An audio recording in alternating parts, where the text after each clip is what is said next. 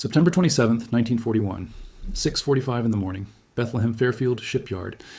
The air smells of wet steel and river salt. The fog hangs low over the Patapsco. A line of workers stands shoulder to shoulder along the slipway, boots slick with dew, hands shoved into jackets against the early chill. Some of them have never built a ship before. Some have never even seen the ocean. At the center of it all sits a blunt, boxy hull painted a dull gray. No polished brass, no graceful curve along her bow. She looks more like a floating warehouse than a proud ocean liner. A few men in pressed coats murmur quietly near the platform. Reporters shuffle papers. A band warms up, their notes thin and nervous. Her name is Robert E. Peary. She is one of the first of a new kind of cargo ship the newspapers have already started joking about. Slow, plain, emergency built, temporary, a compromise. 18-year-old welder Thomas Kelly wipes soot from his cheek with the back of his glove. He squints at the hull towering above him. He helps seal her seams. He remembers the sparks showering down like orange rain as he worked the torch. He remembers the foreman shouting that speed mattered more than perfection. "Faster," the foreman had said. The Atlantic does not wait. Thomas is not thinking about critics this morning. He is thinking about the rumor he heard in the break shed 2 nights ago. A German submarine had torpedoed a British convoy west of Ireland. Cargo ships burned through the night. Survivors clung to wreckage. He looks at this thick steel hull and wonders if it will be enough. The sponsor steps forward. A bottle shatters against gray paint. Cheers ripple across the yard. The hull begins to slide, slow at first, then faster, wooden supports cracking like rifle shots as thousands of tons of steel meet the river with a thunderous splash. Water surges high along the banks. Workers shout and clap. The band finally finds its rhythm. Thomas does not cheer at first. He just watches her settle into the water, awkward but steady. She floats. That is what matters. Across the Atlantic, German U-boats are already hunting. Under the command of Karl Dönitz, wolf packs patrol shipping lanes, slipping through black water at night. Their periscopes rise like needles between waves. Convoys burn. Tankers split open. Merchant sailors vanish into cold darkness. In Washington, planners understand something simple and brutal. The war at sea is a math problem. Tonnage lost versus tonnage built. If the United States and Britain can build ships faster than submarines can sink them, supply lines will survive. If not, armies overseas will starve of fuel, ammunition, and food. The Liberty ship is the answer to that equation. But on this morning in Baltimore, that grand strategy feels far away. Here, it is about hands and steel and hours worked without sleep. Ruth Alvarez tightens her headscarf as she walks along the yard fence with her younger brother. She was hired 3 weeks ago as a riveter. She had worked in a laundry before this. Now she swings a pneumatic gun that rattles her bones. She has heard the jokes too. They are ugly. They are slow. They will crack in half. She does not care. The paycheck helps her family. And when she stands inside the half-finished hulls, echoing and immense, she feels part of something larger than herself. The foreman gathers workers near the slipway. "This is only the beginning," he says. "There will be more." He is right. By the end of 1941, the United States is still officially neutral. But shipyards from Maine to California are preparing. Designs are simplified. Sections are prefabricated. Welding replaces much of the old riveting to save time. Some traditional shipbuilders shake their heads. They believe ships should be crafted, not assembled like farm equipment.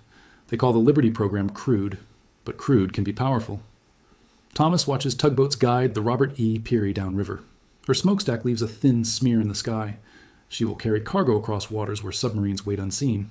He imagines her crossing the Atlantic in winter, ice forming along her rails, engines churning at 11 knots. Not fast enough to outrun danger, only fast enough to keep moving. The band plays louder now. Reporters scribble notes. Cameras flash. No one here knows how desperate the coming months will be. Within weeks, on December 7th, 1941, the world will shift when aircraft strike Pearl Harbor. The United States will be fully at war. Shipyards will explode with urgency. Schedules will tighten. Sleep will shrink. And the plain gray hull that slid into the Patapsco this morning will become part of something vast. A flood. Not of water, of steel. Thomas finally joins the applause. The river swallows the echo of clapping hands. Above him, cranes stand ready for the next keel. The Atlantic is hungry, but America is learning how to build. January 15, 1942, 2:12 in the morning, North Atlantic, east of Cape Hatteras. The sea is black glass under a moonless sky. The only light comes from the faint glow of cigarettes cupped in trembling hands along the rail of a merchant ship moving alone without escort. The freighter's name is SS Dorothy Barrett. She is not a Liberty ship. She is older, built before the rush, her engines tired and her hull thinner than anyone would like. Able seaman Frank Delaney scans the horizon. The winter wind cuts through his peacoat. He's been at sea for 6 years, long enough to know that the quiet is never comforting. Then he hears it, a dull metallic thud beneath the waterline. For half a second there is silence. Then the Atlantic erupts. An explosion punches through steel. Fire rolls upward. The deck tilts sharply. Frank is thrown hard against a bulkhead as the ship begins to die beneath his boots. Out there, beyond the burning hull, a periscope slips back under the surface. Another successful strike for the submarine fleet directed by Karl Dönitz. German U-boats have pushed close to the American coast. Tankers and freighters burn within sight of shore lights. Newspapers call it the second happy time for the submariners. From January through the spring of 1942, losses mount at a frightening pace. Oil slicks stain the coastline. Lifeboats drift ashore. In Washington and London, the numbers are stark. Ships sunk, tonnage lost, supplies never delivered. The equation has turned against the Allies. Back in Baltimore, Thomas Kelly reads the headlines tacked to the breakroom wall. The black letters seem heavier each week. He recognizes ship names now. Some of the men he trained with have signed on as crew and sailed out. Ruth Alvarez stands beside him, wiping grease from her hands. They say another convoy was hit, she says quietly. Thomas nods. He feels something settle in his chest. Not fear exactly, more like urgency. Across the country, shipyards shift into relentless motion. In Kaiser shipyards, cranes swing like metronomes over rising hulls. On the Gulf Coast and along the Great Lakes, new yards appear almost overnight. Floodlights turn night into pale daylight. Trains deliver steel plate in endless lines. The Liberty ship design is simple by intent, roughly 440 feet long, powered by a triple expansion steam engine that engineers once considered outdated. Top speed about 11 knots. Not glamorous, not fast, but simple machines are easier to build and easier to repair. And most important, they can be built in pieces. Sections are welded together on land, then lowered into place like giant building blocks. Entire midsections arrive by rail. Crews bolt and weld seams at astonishing speed. Ruth now works 12-hour shifts. Her arms ache each night. Her hair smells of smoke and metal. She no longer flinches at the crackle of welding arcs. The yard supervisor gathers workers beneath a skeletal frame of steel ribs. "We are not building ships," he tells them. "We are building time for soldiers, time for allies, time to turn this war." It is not a speech meant for newspapers. It is spoken over the shriek of grinders and the clang of drop tools. But it lands. By mid-1942, Liberty ships begin to slide into the water at a pace few thought possible. Weeks per hull, not months, then days. Reporters flock to witness record attempts. On November 8, 1942, in Richmond, California, workers assemble the SS Robert E. Peary in just 4 days, 15 hours, and 29 minutes from keel laying to launch. It is a publicity demonstration, but the underlying truth is real. The flood has begun. Out at sea, new gray hulls form up in convoys. They travel in columns, bows cutting cold waves, escorted by destroyers scanning for shadows below. Frank Delaney, one of the few survivors from the Dorothy Barrett, now serves aboard a Liberty ship named SS Samuel Chase. He runs his hand along the interior steel of the engine room and feels its thickness. "She's no beauty," he mutters to the oiler beside him, "but maybe she'll float longer." Above them, the convoy moves in disciplined formation. Signal lamps blink between ships. Lookouts sweep the horizon. Some naval officers still grumble about the Liberty design. Too slow, they say. Too vulnerable. A sitting target. But numbers change strategy. When one Liberty ship is lost, another is already sliding down a slipway somewhere in America. Thomas hears that phrase often now. Another one launched. It echoes like a drumbeat. The Atlantic remains dangerous. U-boats still strike. Explosions still tear open hulls. But something subtle begins to shift.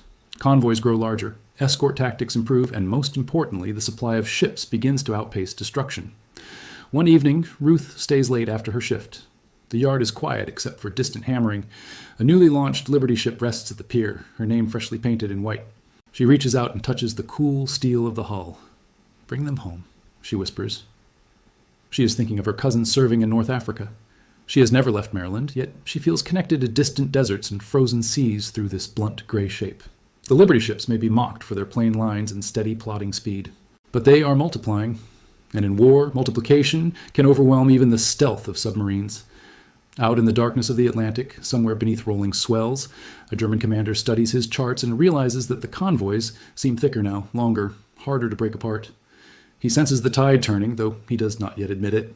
Above him, another Liberty ship pushes forward at 11 knots, slow, steady, and part of a growing wall of steel. March 18, 1943, 3:30 in the afternoon. North Atlantic, west of Ireland.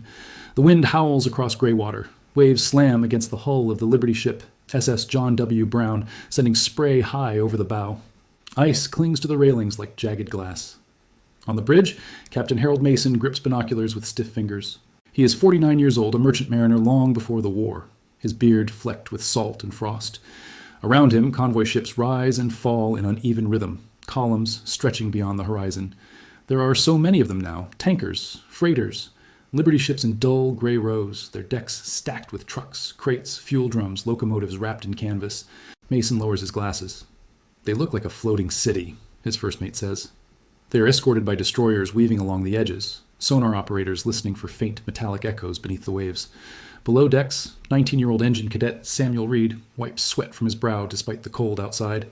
The triple expansion steam engine thumps steadily, pistons driving forward with patient force. The machinery is old-fashioned, yes, but it is reliable. Parts are simple, repairs can be improvised. Samuel runs his hand along a valve housing and thinks of the men who once mocked these engines as relics. Relics can survive. The convoy's radio crackles. A contact has been reported. Somewhere out there, a U-boat pack waits. In the early years of the war, wolf packs had ripped apart convoys with brutal efficiency. But now, the balance has begun to shift. Allied escorts carry improved radar. Air patrols reach farther from shore. Intelligence from broken codes helps predict submarine movements. Still, nothing is guaranteed. A sharp alarm pierces the wind. Hard to starboard. A torpedo streaks through foam, visible only for a heartbeat before it slams into a tanker 2 columns over. Flame erupts skyward.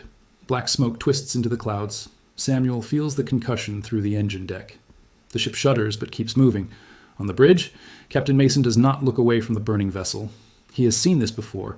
He knows the grim arithmetic of war at sea, but he also knows something else. There are dozens of ships in this convoy. Dozens. And for everyone lost, more are crossing from American ports. In Baltimore, Thomas Kelly now supervises a small crew of welders. His face is older, lined from long shifts and short nights.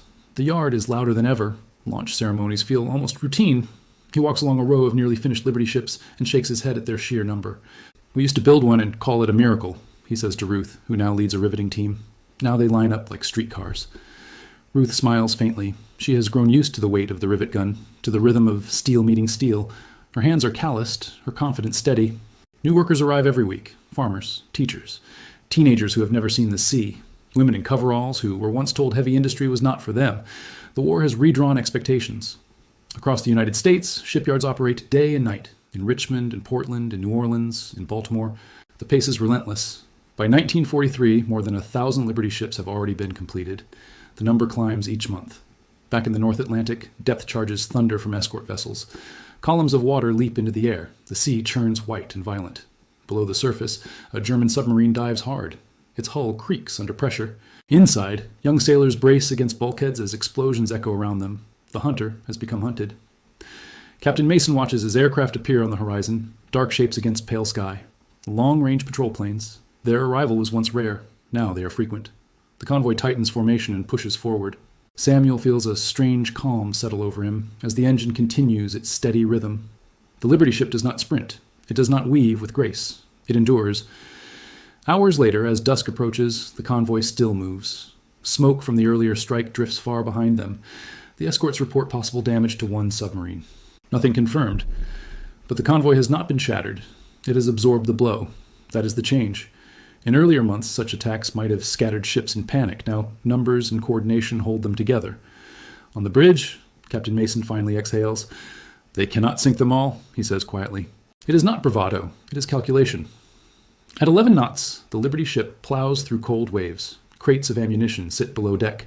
Trucks bound for distant battlefields. Food for soldiers who may never know the name of the vessel carrying their supplies. In Baltimore, Ruth stands on a platform as another hull slides into the river. The splash is still impressive, still powerful, but now it feels like part of a rhythm. Launch, outfit, sail, launch again. Thomas looks at the river crowded with gray silhouettes waiting for final fittings. "They laughed at these ships," he says. Ruth nods. "Let them." Because in the Atlantic, the laughter has faded. Submarines still strike. Sailors still face cold water and fire. War at sea remains unforgiving, but the flood of steel has reached a scale no wolf pack can easily overcome. The Liberty ships were never meant to be beautiful. They were meant to exist in overwhelming numbers. And by the spring of 1943, that simple idea begins to break the back of a campaign that once threatened to choke the Allied cause. The Atlantic is still dangerous. but it is no longer one-sided. December 24th, 1943, 11:10 at night, North Pacific, south of the Aleutian Islands. Snow slants sideways across the deck of the Liberty ship SS Schenectady. The wind howls like a living thing. Waves slam into her hull with a force that makes the entire vessel groan. Inside the mess hall, a handful of crew members sip lukewarm coffee. Christmas Eve, no decorations, no music. Just the low vibration of engines and the steady creak of steel under strain. Third mate Daniel Brooks studies a chart spread across the table. He's 27, thoughtful, serious. He trusts his ship. But he has heard the rumors. Liberty ships cracking in cold seas. Steel too brittle in freezing temperatures. Welded seams failing without warning. He does not repeat those rumors aloud. Sailors have enough to worry about. At 11:17, a sound rips through the hull. It is not an explosion. It is sharper, more violent. A metallic shriek, followed by a deep, tearing roar. The deck lurches beneath Daniel's boots. Lights flicker. Coffee mugs crash to the floor. He runs for the companionway, heart pounding. On deck, snow swirls through floodlights, and they are illuminated in harsh white beams. He sees it. A jagged crack slicing across the deck like lightning frozen in steel. The hull has fractured. Within minutes, the ship begins to break apart. There is no torpedo, no enemy silhouette on the horizon. Just the brutal combination of cold weather, metal fatigue, and design pushed to its limits. Crew scramble for lifeboats as the ship splits. In American shipyards thousands of miles away, news of structural failures spreads quickly. Engineers gather around diagrams. Metallurgists examine broken plates. Questions echo through offices and workshops. How can a ship survive torpedoes and depth charge concussions, yet tear itself apart in calm harbor or heavy seas? Back in Baltimore, Thomas Kelly stands inside a partially completed hull while the supervisor explains the issue. Brittle fracture, the man says, tapping a chalkboard sketch of a crack spreading across welded seams. Cold temperatures make the steel less forgiving. A small flaw can run the length of the ship. Thomas runs his fingers along a weld bead. He has trusted these seams with lives. Ruth listens from the doorway, arms crossed. She feels a tightness in her chest. They built these ships fast, faster than anyone thought possible. Was it too fast? Across the country, investigations begin. Engineers adjust steel composition. Design changes are introduced. Reinforcement straps are added along critical points. Welding techniques are refined. Quality control improves without slowing production to a crawl. The goal remains the same. Keep building, but build smarter. In the North Atlantic, Captain Harold Mason reads a report about the Schenectady while his own Liberty ship plows through rough seas. He taps the paper against his knee. She broke in two at anchor, his mate says softly.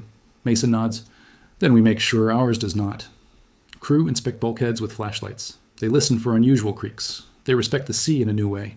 The Liberty ships were designed as emergency vessels. 5-year life expectancy, some planners said, built for a crisis. Yet here they are, crossing oceans in every direction, carrying tanks to Europe, food to Britain, supplies to the Soviet Union through Arctic convoys, equipment across the Pacific toward island battlefields. They are everywhere. And because they are everywhere, every weakness matters. In Richmond, California, at the massive yards, once considered experimental, teams huddle over blueprints late into the night. Improvements are debated, sketched, tested. No one suggests abandoning the program. It is too important. By 1944, production continues at staggering scale. More than 2,000 Liberty ships will eventually be built before the program ends. More than 2,000. On a gray morning in early 1944, Ruth stands beside a newly reinforced hull and runs her hand along a thick steel strap welded across the deck. Stronger, Thomas says. She nods. It has to be. The Atlantic campaign has shifted decisively by now. U-boat losses have risen. Allied air cover stretches deeper into once dangerous gaps. Convoys arrive with fewer losses. But the ocean remains unforgiving. Daniel Brooks, who survived the Schenectady disaster, now serves on another Liberty ship in warmer waters. He walks the deck at dusk and studies the weld lines with a careful eye. He does not resent the design. He understands the context. These ships were born in urgency. They were shaped by necessity. And when flaws appeared, they were addressed not with blame, but with adaptation. That is their quiet strength. Not beauty, not speed. Resilience. As 1944 unfolds, preparations for a massive cross-channel invasion accelerate. Ports in Britain fill with cargo. Liberty ships queue offshore, waiting to unload vehicles, ammunition, rations. The plain gray hulls that once drew criticism now form a steel backbone behind the scenes of history. Few soldiers will ever remember their names, but without them, the A story of the war would look very different. On a calm evening, Captain Mason stands at the rail and watches the sun sink into the Atlantic. His ship carries trucks bound for Europe. He rests his palm against the cold steel. "You are not elegant," he murmurs. The hull vibrates beneath his hand, steady and strong, but you are here. June 6, 1944, 4:45 in the morning. English Channel, off the coast of Normandy. The horizon glows faint gray. Low clouds hang heavy over the water. The sea is crowded beyond imagination. Destroyers, transports, landing craft, minesweepers, and scattered among them steady and unremarkable Liberty ships. From the deck of a Liberty ship anchored offshore, Seaman Samuel Reed stares toward the dark outline of France. He can just make out flashes in the distance, not lightning, artillery. The invasion has begun. Below deck, cargo holds are packed with trucks, fuel, ammunition, field rations. The things armies need to move and survive, none of it glamorous, all of it essential. Samuel grips the rail and thinks back to his first Atlantic crossing. The fear, the waiting, the sense that submarines own the sea. Now the channel is thick with Allied ships. The scale is almost overwhelming. Near him, Chief Engineer Alvarez, Ruth's cousin, transferred from Baltimore months ago, checks gauges one last time. He trusts the engine's steady rhythm. The same simple triple expansion design that critics once dismissed now pushes supplies toward history. At H-hour, landing craft peel away from larger vessels. Engines roar, orders echo across water. The Liberty ships do not charge toward shore. They do not fire salvos. They wait, patient and massive, holding the lifeblood of the invasion in their steel bellies. Back in Baltimore, Thomas Kelly stands in the yard listening to a radio broadcast describing landings in France. Workers pause only briefly before returning to their stations. Because even as soldiers fight on beaches, the flow of cargo must not stop. Launch, outfit, sail. By mid-1944, the production totals are staggering. Liberty ships roll off assembly lines in numbers that would have seemed impossible 3 years earlier. In the Pacific, similar gray hulls cross vast distances, carrying supplies to island chains scattered across blue horizons. In the Mediterranean, they unload cargo at battered ports newly secured. Wherever Allied forces advance, Liberty ships follow. In the Atlantic, German U-boat operations have diminished. Losses among submarines have climbed sharply since the darkest days of 1942. Air patrols sweep once dangerous waters. Convoys are better protected. Intelligence is sharper. The balance of the equation has shifted for good. One evening in late 1944, Captain Harold Mason sits in his cabin and studies a chart of the North Atlantic. He traces routes with his finger. "There was a time," he says quietly to his first mate, "when this felt like a graveyard." The mate nods. Now the sea lanes are busy highways of steel. The Liberty ships were never fast. 11 knots on a good day. They rolled heavily in storms. Their lines were blunt, their engines old-fashioned. They were called ugly. They were called expendable. But they were built in such numbers that the Atlantic could not swallow them fast enough. By war's end, more than 2,700 Liberty ships will have been completed. They will carry millions of tons of cargo across hostile waters. Some will be lost. Many will survive. A few will sail for decades after the war, outliving the emergency that created them. On a quiet night in 1945, Samuel Reed stands on deck as his Liberty ship heads west toward home. The war in Europe is over. The Atlantic is calmer now, at least in spirit. He looks at the long gray hull stretching behind him. He remembers the burning tanker in 1943, the shock wave through steel, the fear that the sea belonged to someone else. It does not feel that way anymore. In Baltimore, Ruth Alvarez walks past the now quieter slipways. Production is slowing. Workers talk about returning to peacetime jobs. Some Liberty ships will be mothballed, others sold. She pauses beside one of the last hulls to be completed and runs her hand along the welded seam. "They said you were too plain," she whispers. Thomas joins her, hands in his pockets. "They said you were too slow." Beyond them, cranes stand still for the first time in years. But history has already rendered its judgment. The Liberty ships did not win battles with dramatic maneuvers. They did not inspire poetry with sleek silhouettes. They won by existing in overwhelming numbers, by turning shipbuilding into something closer to assembly, by proving that industrial strength, multiplied thousands of times, could overcome stealth and fear. On the Atlantic, waves continue their endless rhythm. No monument rises from the water to mark where so many ships once sailed under threat. But if you imagine that ocean in 1942, scattered wreckage, burning horizons, and then picture it in 1944, crowded with Allied convoys pushing forward, you can feel the shift. It was not sudden. It was built plate by plate, weld by weld, launch by launch. They mocked the Liberty ships at first. Then those plain gray hulls flooded the Atlantic, and the tide turned.